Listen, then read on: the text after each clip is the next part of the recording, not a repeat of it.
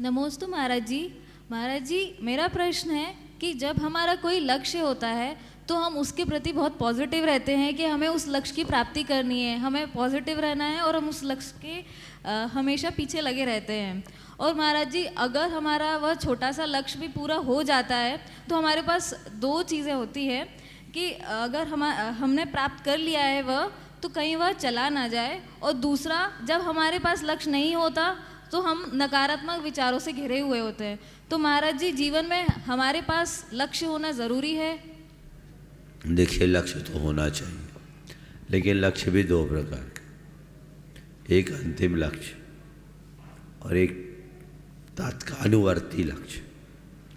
अभी आप पढ़ाई कर रही, क्या कर रही? महाराज जी, जॉब कर रहे हैं अभी। जॉब कर रही है, तो अभी मान लीजिए जॉब करने से पहले आपका लक्ष्य था मुझे जॉब लग जाए जी। एक लक्ष्य पूरा हो गया। अब मान लो बैचलर होगी तो अब दूसरा लक्ष्य होगा मेरा ठीक ढंग से विवाह हो जाए, ये दूसरा लक्ष्य। ये लक्ष्य बदलते रहते। विवाह के बाद तुम्हारा तीसरा लक्ष्य होगा बच्चे हो जाए, फिर होगा अच्छा सा घर हो जाए, फिर होगा अच्छे शहर में बस जाए। ये चीज़ें बदलते रहती है, तात्कालिक चीज़ें। लेकिन सबसे मूल लक्ष्य होना चाहिए कि हम अपने नर भाव को सफल बनाएं और उसे केंद्र में बिठा के रखना चाहिए। समझ गए? ये अंतिम लक्ष्य है। जो भी कार्य करूं वो बीच की चीज़ें हैं जो जीवन के निर्वाह के लिए है, और उसमें हम और लोगों को भी सहयोगी बनकर समाज के कल्याण और अन्य कार्यों में अपना योगदान दे सकते हैं। ये सेकेंडरी चीज़ है। जो हमने लक्ष्य बनाया, एक लक्ष्य के पूर्ण होने के बाद हमें ये ध्यान देना चाहिए हमारे पास जो उपलब्धि है वो खोए नहीं, पर कोई भी उपलब्धि उसे अंतिम उपलब्धि मत मानो। नई संभावनाएं देखो और नया प्रयास करो, और नया प्रयास भी अपनी आवश्यकताओं को देखते हुए करो। आकांक्षाओं की अंधी दौड़ में दौड़ने से बचो। दूसरों को देखकर अपना लक्ष्य न बनाए, खुद को देखकर अपना लक्ष्य निर्धारित करें। जो लोग दूसरों को देखकर अपना लक्ष्य बनाते हैं वो भटक जाते हैं, और जो खुद से खुद का लक्ष्य बनाते हैं वो जीवन में हमेशा सफल होते हैं।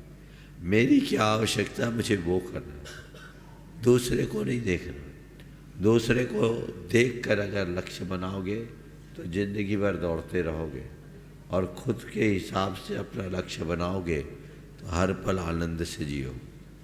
उदाहरण के लिए, आप गाड़ी चला रहे हो, आप अपनी रफ्तार से चल रहे हो, 50-100 किलोमीटर की स्पीड आपकी है, आप अपनी मस्ती में चल रहे हो। कौन आ रहा है जा रहा है कोई आपको मतलब नहीं, आप सबसे बेखबर होकर चल रहे हो, क्योंकि आपके सामने आपका लक्ष्य है, मुझे अमुक जगह जाना है और ये मेरा टारगेट है, इतने बजे तक पहुंच जाना। आपको आनंद आ रहा है, आपके साथ मस्ती है, लेकिन आप गाड़ी चला रहे, कोई ने आपको ओवरटेक किया, आपने सोचा इसने मुझे ओवरटेक किया, अब मुझे इससे पीछे करना है।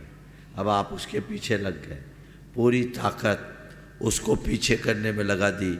अब गाड़ी चलाने की जो मस्ती थी वो हाथ से निकल गई, और जैसे तैसे उसको पीछे किया, तब तक फिर कोई तीसरा आया, उसने आपको पीछे कर दिया। अब आप फिर उसके पीछे लग गए, तो ये पीछे ही लगे रहोगे, पीछे लग्गू बने रहोगे, जीवन पिछड़ जाएगा। ऐसा मत कर। इसलिए सबसे बोलता हूँ, अपना लक्ष्य बनाओ और अपने लक्ष्य की दिशा में अपना प्रयास करो। अपनी मस्ती में जियो, जिससे जीवन में आनंद का रस भर सके।